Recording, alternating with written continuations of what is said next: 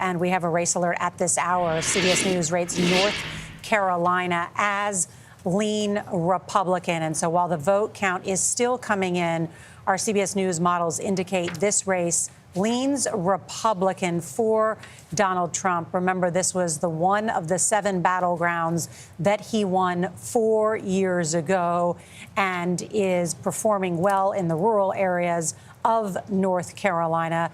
You could argue North Carolina was a must-win for Donald Trump tonight, and we rate it as lean Republican at this hour while it is still early in the night. Let's go now to Major Garrett to explain why.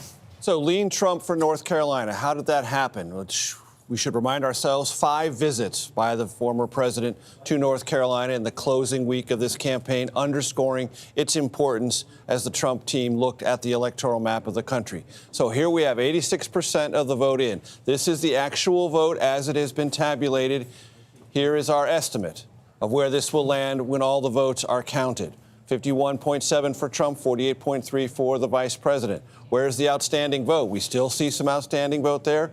But again, the numbers keep getting smaller and smaller.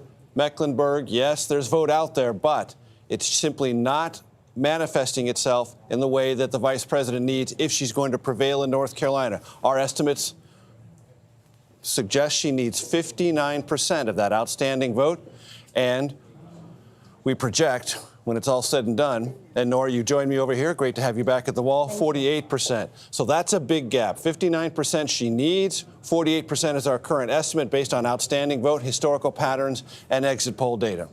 So you heard Robert Costa's reporting that Jen O'Malley Dillon has now sent out a memo. She's the campaign manager for the Vice President Harris, and says they still believe that the blue wall is the ultimate way to win. It's close in Pennsylvania. It may take a couple days to get the vote there. Michigan, it looked fairly good last time we looked. Wisconsin did not look that great. Did not look good, no. But we were talking, and I heard you on the other room, because you guys are on the other side of the wall, about Arizona. So let's go to Arizona. Yes, because this was my thing. Because Wisconsin is 11 electoral votes. If she loses that, she has to win Arizona. So what is happening in Arizona? So here we have 51% of the vote in. That's where the total is currently. This is our estimate. We have it at 50.3 to 49.7. How does that compare to 2020? We remember how close it was. That's overperformance of Joe Biden. Things presently look good in Arizona. And for the Democrats. For Kamala Harris. Here's where the outstanding vote is. Maricopa County. Let's be specific. How much vote is still outstanding?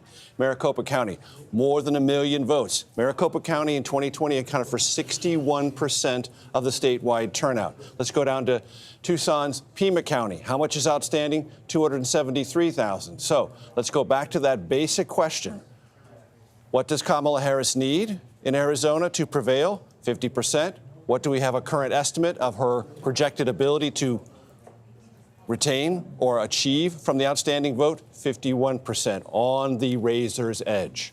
So Margaret Brennan and John Dickerson, we should look at, because Arizona is one of the 2 battleground states that has an abortion initiative or something to expand reproductive rights. So I'm curious how that affected the vote. And of course, oh, well, excuse me. I'm asking the wrong person. Major Garrett has it right here. Oh, I have an answer for you, Nora. Yeah. So we see this, 63%. We also see Trump well ahead of Kerry Lake running for the Senate. So there are, in Arizona, and this was a big question, would there be Trump-Ruben Gallego votes in Arizona? Actually, in fact, there were. But was there a transference on the question of abortion and linkage with Vice President Harris? This data indicates not nearly as much as the Democrats. Well, I'm wondering if the vice president is riding the coattails of Gallego and the abortion initiative. She very well might. She very well might. But not nearly as strong. There's not that connection that many people thought there might be. All right, so let's go back to the path to victory on that front now that both Georgia and North Carolina are in the lean Republican column. Maurice DuBois and Ed O'Keefe are there. Gentlemen. Okay, thank you so much. Once again, this is the current map, right? 211 to 145, with many votes still to be counted. But let's take you back to the likely expectation. Mostly red, Donald Trump, blue for Kamala Harris.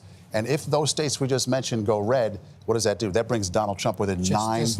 9. So 9 all he electoral needs votes. is Arizona or Michigan or Pennsylvania eventually. It might take a few days in both of these. That same Jen O'Malley-Dillon memo, by the way, says that we're not going to get final vote until about 3 to 5 a.m. local time in Wisconsin. So stick with us. So then for Kamala Harris, what does that Well, look then, like? okay, so she's at 226. Got to take Pennsylvania. Let's say she squeaks by there.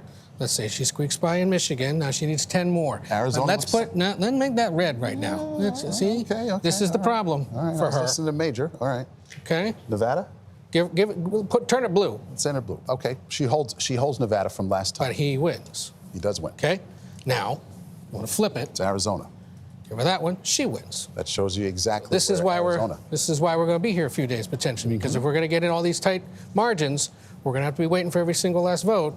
That's the way it could conceivably happen. If you haven't bitten your nails yet, Start biting. they're going to be bitten.